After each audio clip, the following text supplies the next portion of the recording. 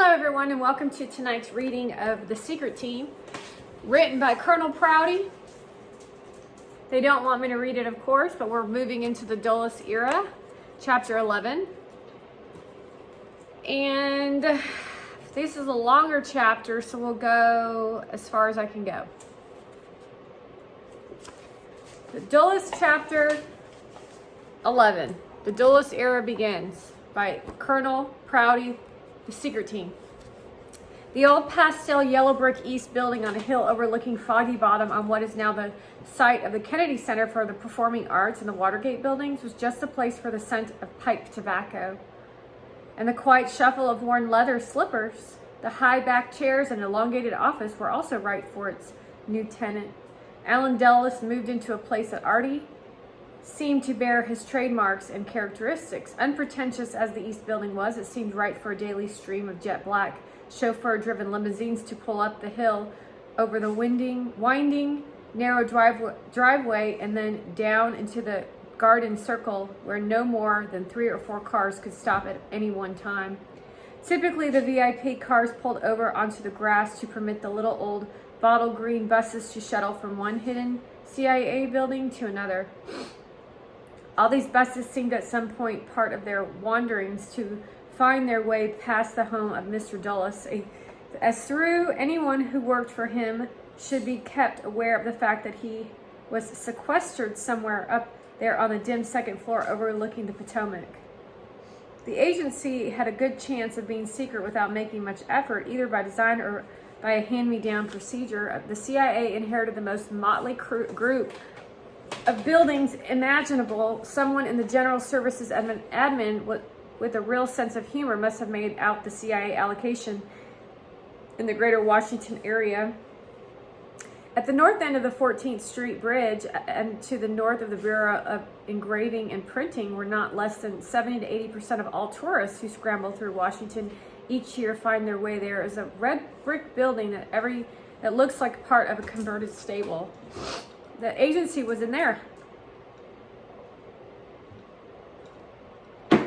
Further north on 16th Street, across from the Statler Hilton Hotel and next door to Washington's own Gaslight Club, is another nondescript building not too far from the Soviet Embassy. CIA was there. On Connecticut Avenue, in what is now the heart of the business district, there used to be a building that had floors that sagged so much that tenants shuddered each time a big truck went by down below. CIA was in there. CIA was crammed into every one of the fairly well-kept but seriously overcrowded World War II tempo buildings along the south side of the reflecting pools east of the Lincoln Memorial, across the Parkway near the Cherry Tree Tidal Basin, in buildings named Alcott and Barton for their World War II Army WAAC tenants. The CIA was tucked in there too. In fact, the CIA was so scattered that there was scarcely a part of Washington that did not have CIA offices hidden away. And of course, it was very simple for anyone who wished to find out where the agency was to follow the little green buses which trundled all day long in never-ending circles, some clockwise and some counterclockwise, from building to building. So they shuttled to work. Things like this did not bother Alan Dulles. It is entirely possible that he never found out where all of his agency was anyhow. Such details were not for him. As a matter of fact, one of the first things he did when he became the director was to abolish the office of the Deputy Director of Admin. In a city renowned for its bureaucratic administration and its penchant chant for providing its bureaucratic admin and its penchant chant for providing how right C. Northcott Parkinson was, Mr. Dulles' first act was more heretical to most Washington than one of Walter Beetle Smith's first actions. The one in which he told that McCarthy hearings that he thought there might well be a communist in the agency. Washington was not so upset about the communists as it was to learn that a major agency of the government had abolished administration. How interesting. Mr. Dulles took the view of the intelligence professional that was much more dangerous and therefore undesirable to have all kinds of administrators writing things down and keeping records, acquiring more information than they should have, than it was to find some way to get along without the administrators. While the public was mulling over the tidbit from the CIA, the real moves were being made inside the organization where no one could see what was going on. The Deputy Director of Intelligence, strengthened by the addition of the current intelligence organization and other such tasks, was to be responsible for everything to do with intelligence, and more importantly was to be encumbered by nothing that had to do with logistics and administration. This was the theory. In practice, the DDI has a lot of administration and support matters to contend with, as does any other large office. However, as much as the routine continuing load as could be set upon the Deputy Director of Support, at the same time, the new and growing DDP was primarily stripped of all encumbrances and free to do the operational work that Dulles saw developing at his risk. This left the DDS, the support, with a major task. He was responsible for the entire support of the agency, support of all kinds at all times in all places, control. At the head of the directorate for many years, he has almost had the most unsung hero of the agency and perhaps its ablest deputy, L.K. White. He's better known as Red White, a former Army colonel and a most able manager and administrator. He has made things work. Abolish.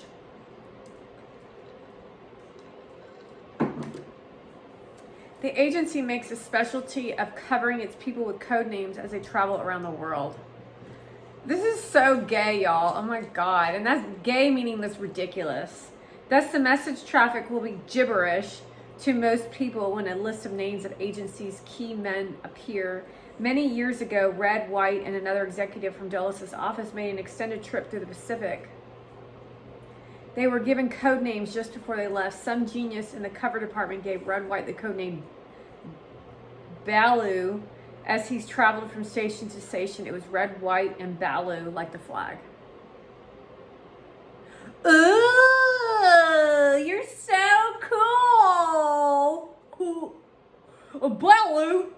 Well, there you are, Balu. We're going to go kill some people, Balu. We're going to put American lives at risk, and we're going to take over the world, Balu. If you'd like to call upon any of the Democratic Party to come to your country to be tried as criminals, granted. If there's any social media influencer you are calling to come to your country, granted. And let's make this execution happen fast. The CIA was an intelligence agency, offers no unusual elements on most counts. It is pretty much what it seems to be. Special operations has been exposed one way or another so many times that there is not too much guesswork about its role. But researchers have been able to work their way into what it really is that makes the agency what it is today. This distinctive characteristics is its superior logistics support. If an agent working in Greece needs some Soviet-built rifles of a certain vintage to equip some agents for a border or cross-border assignment, all he has to do is get his request to the station chief, and we'll definitely uncover those who are working in your perfect team. We're restoring law and order.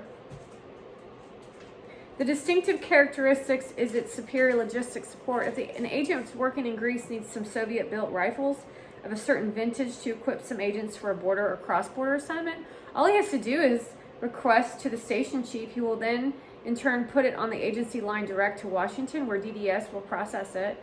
Within hours, one of their men posing as an Air Force man in X country will leave his office and drive out with an Air Force pickup truck to a small building on the far side of the base. There he will unlock a wire anchor fence, then step into a go-down storage tunnel until he comes to a row of heavy boxes where he will look for a special mark that describes the guns he wants. Instead of just handing the key, here's the key, I'm going to send you the key. He will drive with a nondescript box across the field to another building where a normal-looking Air Force supply office is located. In what looks like a usual supply room and storage area, he will find a shop filled with special tools and machinery.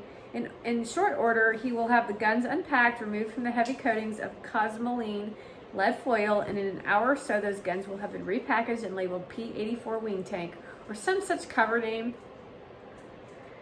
And an Air Force transport plane on its way to Naples and Athens will take the box wing tank to the Air Force Military Assistance Advisory Group section to the Military Air Force outside of Athens. There, an Air Force man will take the box and see that it gets to its destination. God, how exhausting. That same day, a single engine plane will fly over a remote mountainous site and gently drop the box onto a set of camouflage panels that mark the site for the trained pilot. Nothing is difficult for the DDS. The above order and action are examples as a routine. What was not routine was the establishment and maintenance of the system that made that possible. Someone had to get those special guns into the hands of the CIA in that first place.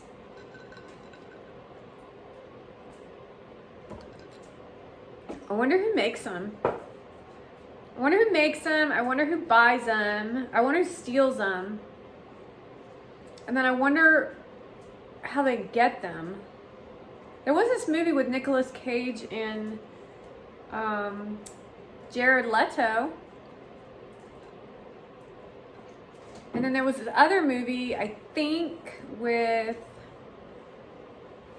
what's her name? The guy who was in Top Gun.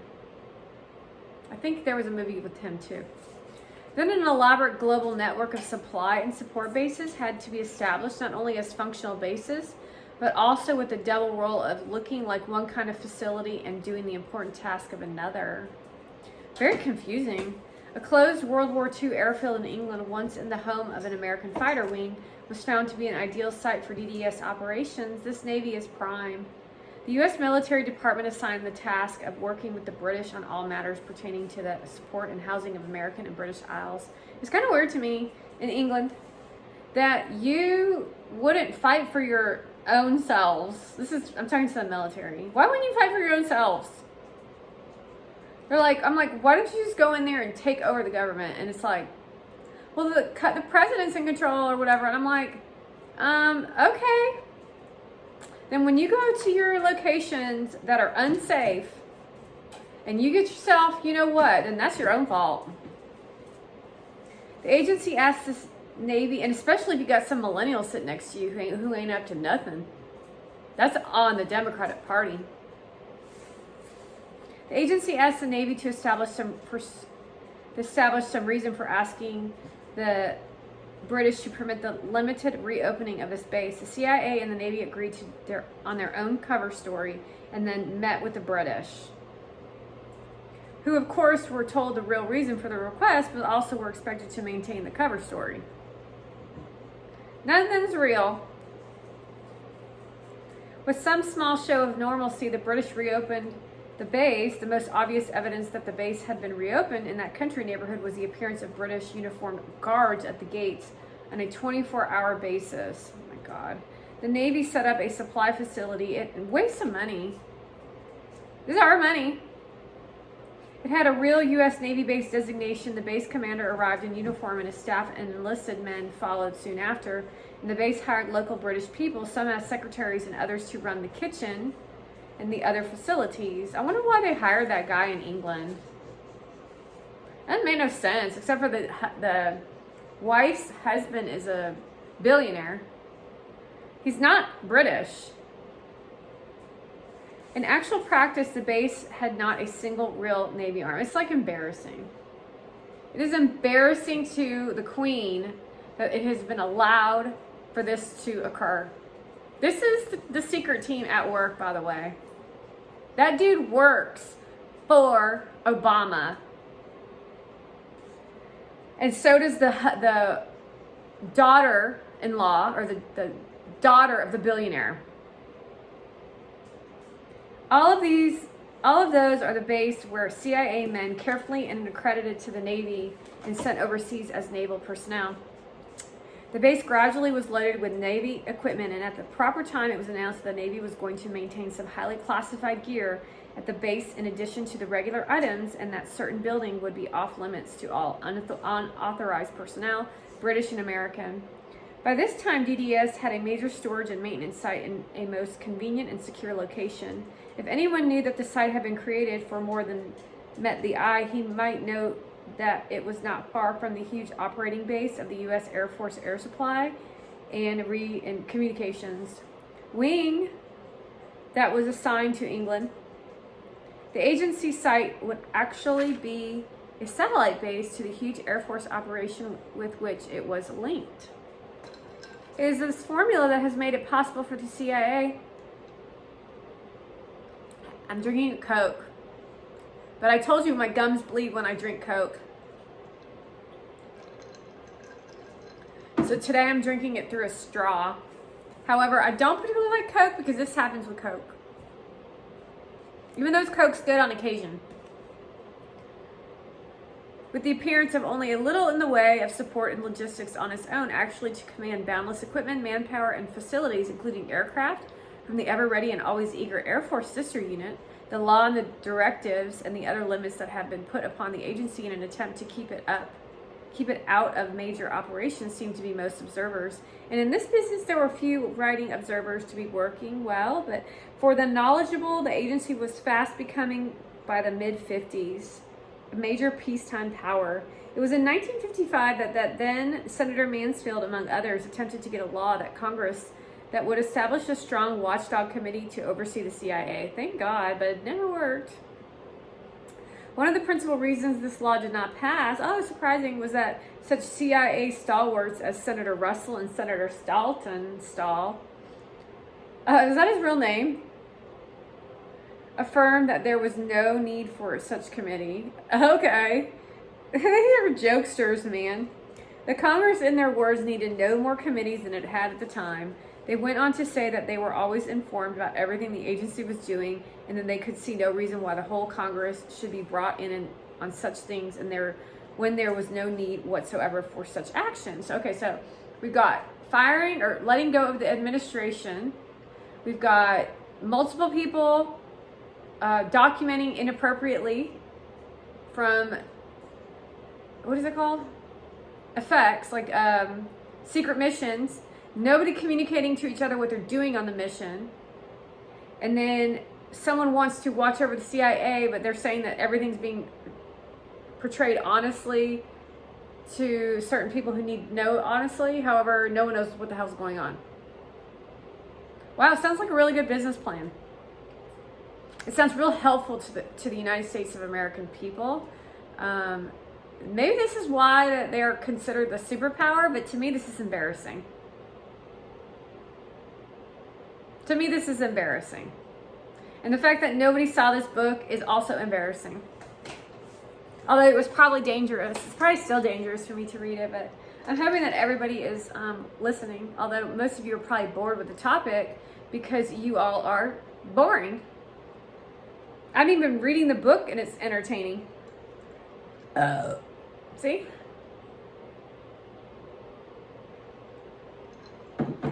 It's hard to tell, like, what Prouty is really up to, because he acts like he's talking in third person, but you know who's doing this stuff, right?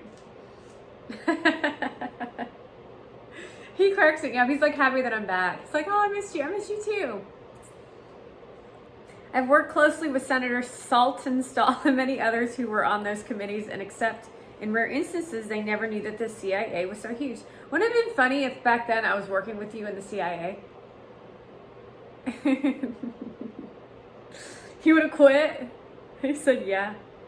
He said, more Cassandra. They knew how big the CIA, I'd be like, what are you doing now? Are you sure you're supposed to be, this doesn't sound like you should be doing that. Okay, I'm going to go do my paperwork. Bye. They knew how big the CIA was within the bounds of the real or intelligence organizations, but none of them knew about its tremendous global base capability, and what is much more important, none of them knew the intricacies of the agency's supporting system that existed in the name of the Army Special Forces and the Army Air Supply and Communications Wings. Again, there will be some who says, oh yes, Senator John Doe visited the base and he saw this and he was told about the whole business was highly classified. He said he knew what it was. Such things usually can be said and such things may have happened, but no one man or one group of knowledgeable men and ever had the opportunity to see the whole picture. I just said that. See, we would have been a great team. As As I've heard Senator Saltonstall said, now don't tell me about the classified material. What I don't know about, it won't hurt me. This has been a general attitude on Capitol Hill. In discussion I have had with responsible committeemen on the Hill, I have found this to exist as recently as September 1971. This situation has not changed much. There are no congressmen and no senators who really know about the agency and about the agency is doing. And just to let everybody know that Obama is watchdog over CIA at this time. He's in control of the CIA still. He was in control of it when Trump was in office, and he kept Trump out of the loop on all kinds of stuff, attempted.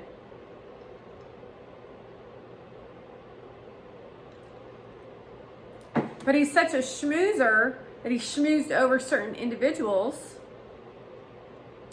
And he was really, well, why do you think we have fake news? Dude, as a result of the war planning role of the CIA, which is what their job is. It was easy for the CIA planners to enter on the plans of all armed forces requirements for wartime equipment, vehicles, aircraft, and facilities that had to be earmarked and stockpiled for use of the agency in the event of war. It's not, when you go to war, you don't just sit in the barracks and go on a trip and then use your phone to film, which is what everyone has done with the Ukraine and the Russian war. You're like going to die. There's like 20 people on the plane and one person's coming back. And if you all film, none of y'all are coming back. And you guys are all like for the war, but who do you think's gonna fight in the war? Ain't gonna be Mona Van. Ain't gonna be the famous celebrities that are pushing for war. Ain't gonna be your politicians either you voting for. War knock. Knock knock, war is here. No, it's going to be you folks who are voting for war, which is being brainwashed into your space by the CIA and the Democratic Party. Your children are going to die because you don't say anything about the fact that the election was rigged. And so was the senator election. 99% of people, unless you're corrupt as fuck, voted red. Once such requirements were listed in the war plans, they could be requisitioned along with all the other war plan material. This meant that the cost of this equipment would be worked into the military budget, and then in due time, each item would be purchased and delivered to the advanced base site where war plan material was stockpiled. Warehouse after warehouse of military equipment is stored in the Far East and Europe and throughout the United States for the eventual use of the CIA. The cost of this material and its storage, care, and conditioning is inestimable. Hey, will you relax? See, my dog is upset because of you. To handle all this material, the agency has large bases in Europe, Africa, Southeast Asia, Okinawa, Japan, Panama, and the United States.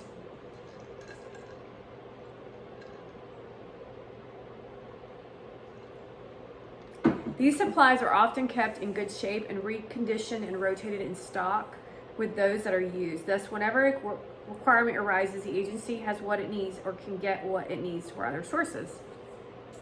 I think that we should do a world tour.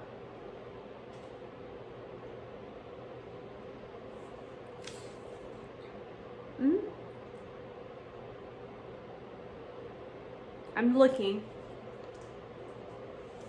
I'm conditioned. As long as I get my yoga and my workouts in, should be fine. I'm like, okay, what are we gonna do? What are we gonna talk about? Let's go do some yoga. Let's screw this shit.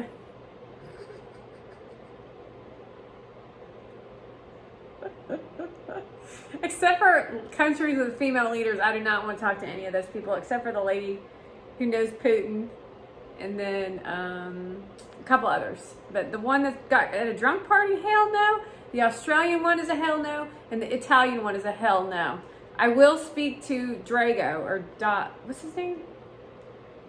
The one with the weird nose, the Italian nose, like mine. That one. I'll spend time with him, but I will not spend time with that elected leader. That is a lesson for y'all. I told y'all. Some of the war planned equipment was a brief shelf life, which requires that to be exchanged, used, or at least rotated with items in service. What? Some of the war planned equipment has a brief shelf life. Like what? You just change the date? The agency does not have sufficient demand for some of these things to permit it to keep up with such practices, so it has worked out rotation schedules with the services to let them have what it is in storage and then to get new replacement equipment when it is available. Also, the agency has become a stopgap source of supply when something is needed for a military assistance project or some other such emergency. In the past years, and as the agent's military role became more and more a matter of custom and generally accepted, agency military cover units became so deeply covered that their neighboring military units did not know or forgot that the unit near them was not a regular military unit. I can just see y'all in your Senate meetings and it's like, just shut the hell up. This is so boring. You don't even know what the hell you're talking about. It's a bunch of bullshit. Oh, let me put my robot on, which is actually Obama's voice telling me what I need to say. And I have a stroke and I cannot lead a country or a state, but I got voted in by someone. I'm like, you gotta be kidding me. By that time, requisitions from the CIA units were readily accepted as any others, and the units became easily self-supporting without any agency funding input. Oh, so you just really just kind of do whatever? There's so many CIA cover units in the military that no accounting system can keep up with all of them. The military system also permits easy requisitioning between the services. As a result, in the Army unit may requisition from a nearby Navy or Air Force unit and vice versa. A Navy CIA cover unit, for example, will requisition from an Army or Air Force unit that will never question the right of that unit to draw the supplies at once, but will simply make out cross-servicing accounting tickets and file them. I was just thinking about, what do you call them? Wounded warriors and stuff. I could probably help with that. Many different ways, from essential oils to yoga practice. I know people, and then also with the demons that show. That come from the CIA, by the way. The service that gave up the material will gather the supply tickets and its supply centers, and then demanding upon how sophisticated its accounting system is and upon the instructions it may have received from the CIA focal point office, it will either turn them in for reimbursement or pay them itself and forget about it. Meaning, if you went on a service space where you were doing bad stuff and you were a good person and they make you crazy, or they get you to be quiet about it. So it's like, either way though, you're kind of ending up crazy, but that's because the CIA somehow, I'm not sure how they do it, but they implement telepathy to make you think that you're being abused, when that kind of thing. And then you're also battling demons, which are like energies from other, it's like so much. It's like demons from human, demons from CIA through telepathic, they're just plain evil to get you not to tattle on the United States government, and then your own demons, invisible demons, meaning if you're in like a old building or something, you're also dealing with demons. So like when you move from house to house to house to house, or you have a dirty house, you've got spirits around you, and that's all coming from your night terrors and stuff. Just to let y'all know. I'm telling you right now though, a yoga practice, hell yeah, you'll be back in business, yo. You know, you can eat, service dog's great, but you better not be codependent on a service dog. Because I want my dogs to be taken care of. Which they will, but you're like too codependent on them or something. Damn it, you ruined my hair.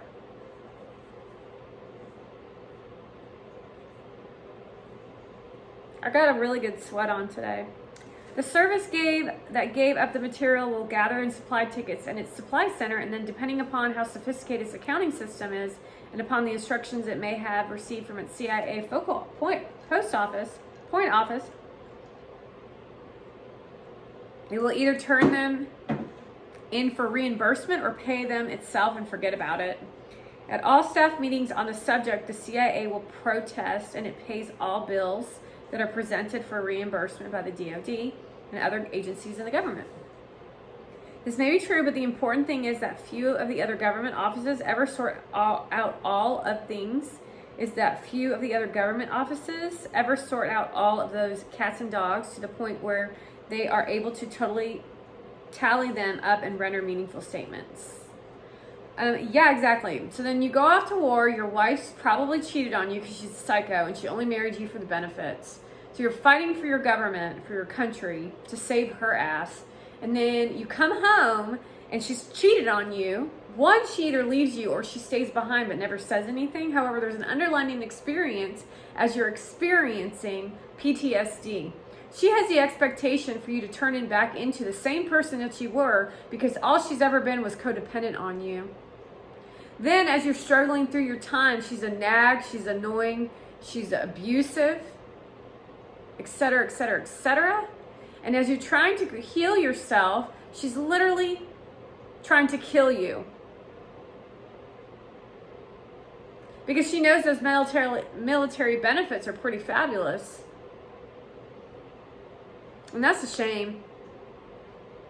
You should ask Chris on that one.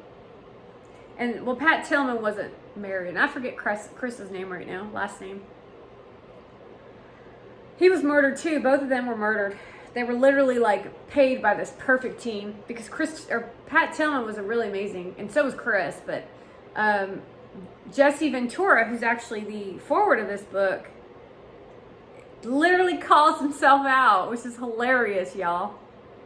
He calls himself out, calls on the perfect team, and gets Chris killed over a punch in a bar when Jesse Ventura abuses military with words, and it really pissed Chris off. And instead of being a man and like being the true leader that he should have been, he calls on the perfect team to kill Chris.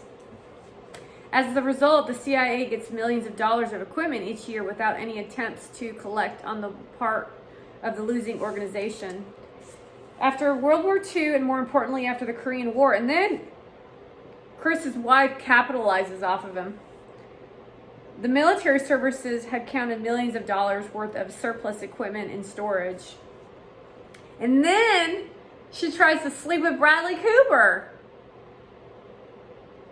It's like, oh my God, you've got to be kidding me. Like, this is like this is like disgusting. It's unbelievable. One of the biggest tasks of the military logistics branch was to find some legal way to get rid of this surplus. Give me the kids are mine. Most of which was new and unused. The laws that govern the disposal of such material required that it made available first to the other services. Materials not wanted by the other services would be then offered on the basis of a priority list to other government agencies and departments, to state and local governments, colleges and universities, and so on, until any remaining surplus will be put up for public sale or auction.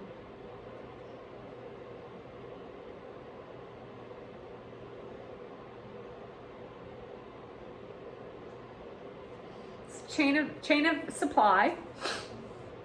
There's something evil about it, though. Something evil about it, but I don't know what it is. The CIA found that it could be this system easily by setting up certain, or like selling guns to bad people or something.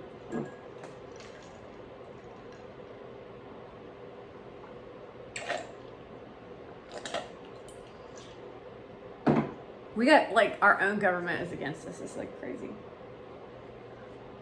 Does anyone care? Do y'all care? Do you care that our country is crap load of shitholes. And it just like boggles my mind. I'm like, you're fucking kidding me. Oh, the system. No, this is humanitarian bullshit too. The CIA found that it could beat the system easily by setting up certain cover units that appear to be the military units. These cover units would requisition copies of the surplus list, would go over them carefully, and then would claim the items in quantities desired and take delivery of them at some service base where they would be prepared for transshipment to a military facility under CIA control. In this matter, or through variations of this method, the CIA was able to stockpile mountains of equipment. So I had this guy that sat next to me in the landmark advanced course. First day was like, I was like, what the hell is your problem? We're supposed to be sharing back and forth. And he's all like, boo. And then a boo.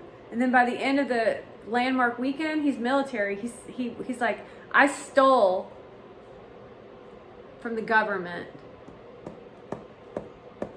And then they came and took him to jail. And I'm like, I hope you didn't get any time for what you did, honestly. I mean, you better not have. However, you did restore your integrity, which is powerful. It's like, oh my God. And if you're still in jail, you better get your ass out of jail, because this is some bullshit. Some of the variations on this system were rather subtle. For example, if a country that had certain elements who were working with a U.S. military unit that was really a CIA organization wanted certain items of military equipment not authorized by the mutual aid program or other such assistance plans. Will you stop it? You made me lose my spot.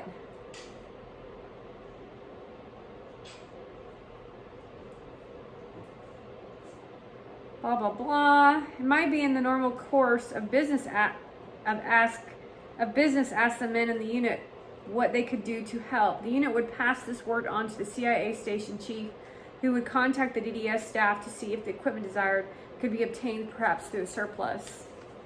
The DDS would alert one of its cover units, and then they would screen the surplus list to find the items. In most cases, they would find them, or they would find that the Army would be persuaded to list the needed number of those items as surplus as long as they knew that they were going to be cross-requisitioned by the Air Force, and as long as they had thus been assured that the items would not slip past the surplus list and reach public sale. Thus, the CIA would get what it wanted free and in quantity it wanted. They would be delivered to the CIA's own military cover supply depot, and from there they would be processed to the overseas unit. All packaging, crafting, and shipping would keep then within military channels and would be paid for in most instances by the military, since it would not know that the two units, the gaming one and the shipping one, were both cover units. In due time, the equipment of the foreign government would arrive at the military unit there, and that the government would either have to use the equipment or would be given the equipment as soon as transfer arrangements could be made. It takes a lot of study of these processes and a lot of familiarity with the system to clarify how it works and how these things can happen without an exchange of funds. However, it would be incorrect and unwise to attribute the CIA the idea that the agency improperly uses the cover system to acquire valuable equipment without properly paying for it. So that Army girl at Walmart stole, which I told you. It would be equally incorrect to unwise to create the idea that the military services do not account properly for the equipment they have on their inventory rosters. In normal cases, the military is quite precise about the transfer of property, and there is seldom more than an occasional malfunction in the supply system.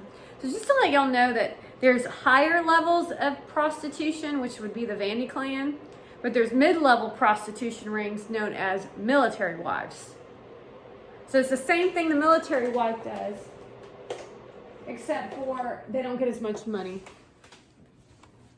Just to let y'all know. So that's not new to me.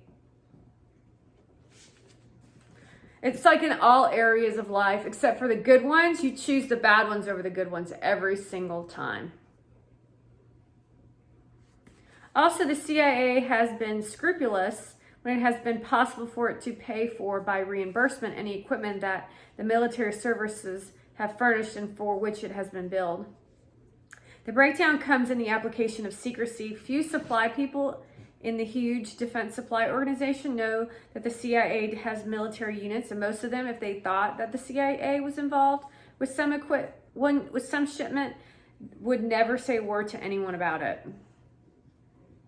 So there's a lot of secrets even within what you already know. Although I think I told y'all with my flips. And I'm like, looking at all these television shows, thinking back, by the way, to the Hunger Games, to the one with Divergent, to any movie out there where there's always like a quote unquote heroine. Why is she called a heroine? Because she's freaking crazy. We don't want no hero female. We want a hero man. I want to be the damsel in distress. This is most girls. And then I want a dude to come save me.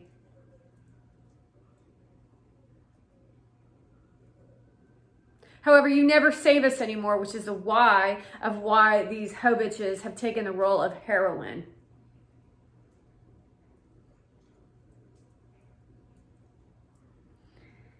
Then when the statement drawn upon the cover unit that was unfunded was not paid properly by the transfer of funded sums, the supply agency would simply pay it off for some available account rather than break security. They may be wrong to do this, but they choose this rather than taking a chance on exposing a CIA activity that might be important. On the other hand, the CIA will state at the time they requisition items of equipment that they will pay all bills rendered. In some cases, they have put money in what amounts to an escrow account so that the DoD may draw against it. However, I'm sure they don't get taxed on it either. However, again, the existence of such funds is usually cloaked in security, and it is seldom that the account is drawn upon. And I knew of millions of dollars in such accounts that were never used, and they were lost to both organizations as they returned unclaimed to the general treasury.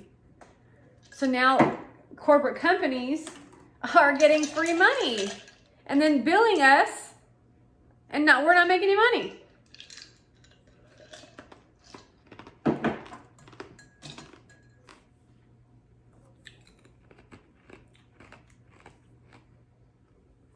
There is a feeling that it is all for the uncle anyhow. So why account for such transactions? This may be all very well and may be suitable reply, but when one reflects that the president and the Congress had taken great precautions to preclude the growth of an operational agency, to do this by prohibiting the agency from building up just such supplies of equipment, the whole process becomes more important on the score than it does from the point of view of the money involved. The CIA was not supposed to have money, men, materials, or global facilities. The ease with which the agency got around those restraints was remarkable, and it explains why so few knew at the time it was being done. One of the only tried and tested methods by which the government can control its subordinate organizations is through the purse strings. When an organization finds ways to get around the restraints of money control and grows from within in a parasitic manner, it becomes very difficult for the usual controls to operate. Add to this the thick screen of security that has kept most of the other normal review authorities from seeing what the agency was doing, and it is not too surprising to find that neither Congress, the president, nor the American people had realized that by 1955 the CIA had become right before their eyes the largest and most active peacetime operational force in the country. Some of these actions worked in strange ways, and some of these actions were subject to the same irregularities that plagued the rest of the operations that were kept from the eyes of the public and from the controls normal in an open government. The irresponsible step in from time to time and get away with things that would be discovered in normal activities. No rules, no laws. At one overseas base heavily involved in air activities in support of the agency and in the foreign nationals, the agency was assisting. There was a number of aircrafts of double ownership commingled with other aircrafts and were on loan from the Air Force. These Air Force were flown and maintained for the most part by a civilian facility, and they had the appearance of being a civilian contract carrier, but there was also a number of Air Force and Navy personnel with the unit in various capacities. The primary base unit was under Navy cover, and it had been for years as a result of an earlier mission. With such a mix of personnel and equipment, it was all but impossible and certainly impracticable to attempt to rigid controls in the manner customary on a real military base. Oh, goodness, this is a long chapter, yo. We got a lot. This is like a 2-hour chapter, yo. One of these planes assigned to this unit was a small transport aircraft common to all these services and built by the Beech Aircraft Corporation. This plane was flown by the officers of the staff and were used for a shorter administration flight.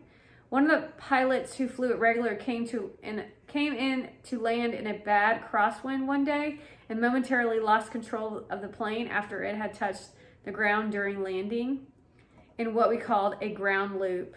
He recovered in time to keep from doing very much damage and no one was hurt. The plane needed minor repairs to be as good as new. However, this pilot, who also had maintenance authority at this conglomerate base, ordered that the plane be hauled out behind the main hangar and covered with a protective tarpaulin.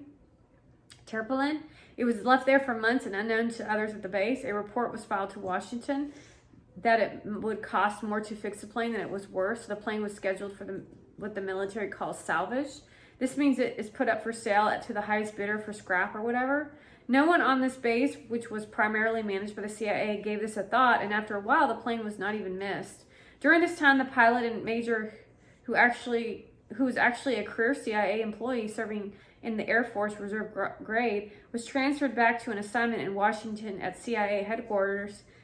He had not been there long when he located the paperwork on that plane and made a bid on his own name and that of a friend to purchase the plane for scrap pieces.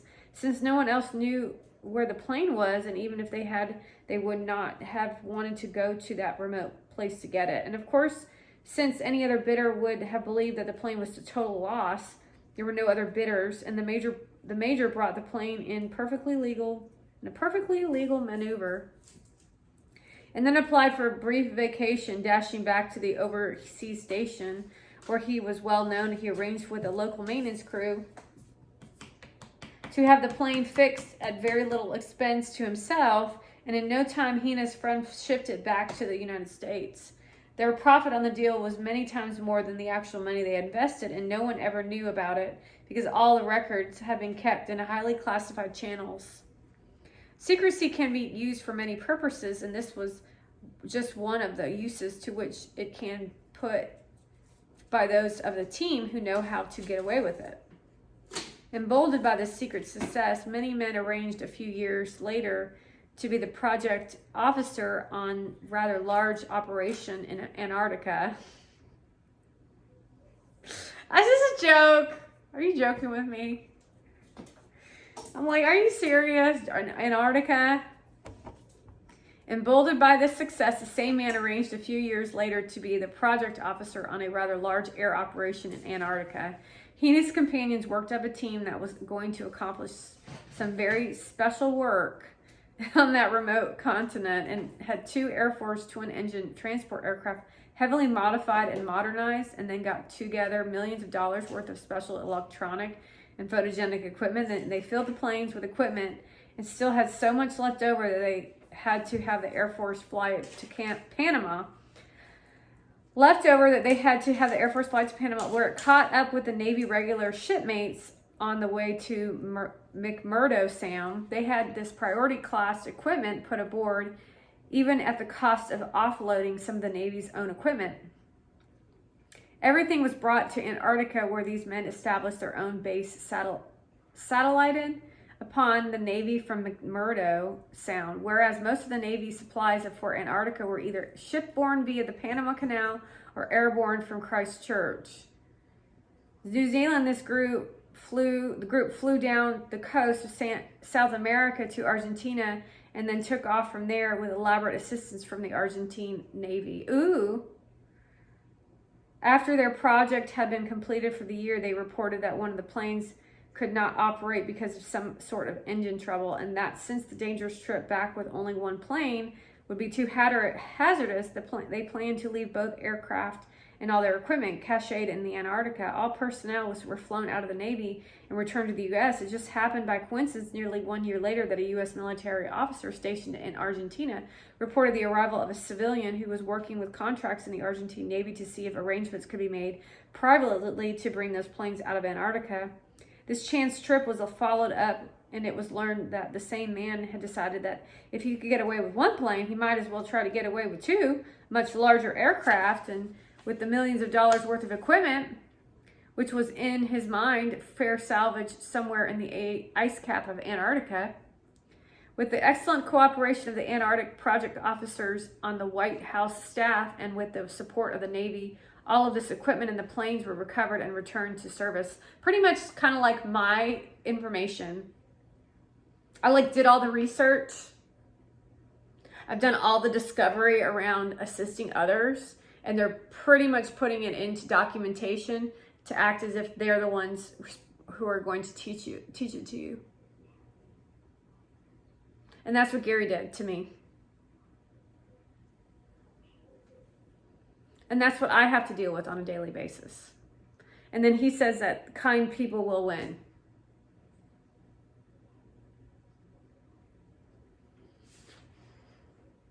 Continue to travel the globe, Gary, and act as if you're the fucking hero.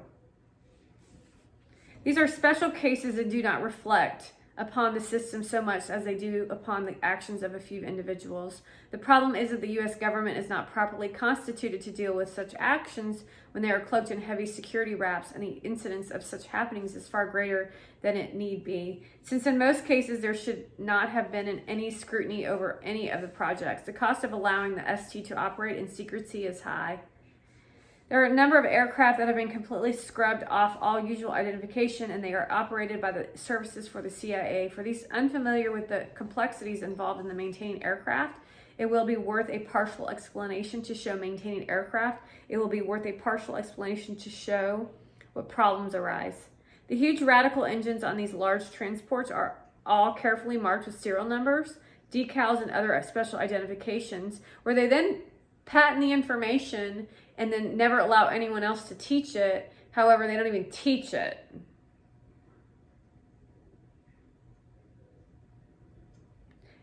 That's what you guys do as rich bitches. And then they just teach people the 7 deadly sins, but make it occur and look like they're teaching the works of Napoleon Hill, the works of Wayne Dyer, the works of Landmark, the works of Scientology, the works of this, the works of that, the works of Barron, which is really just demonic ways to teach the 7 deadly sins, which then the world would be destroyed. Bravo, everyone. Bravo. The fact that you can't even fucking realize what's actually fucking going on here is my fucking problem. As you sit on your fucking high horse watching another fucking game. I can't wait to watch the rest of this fucking shit, the rest of this fucking month, while you enjoy your fucking holiday, you motherfucker.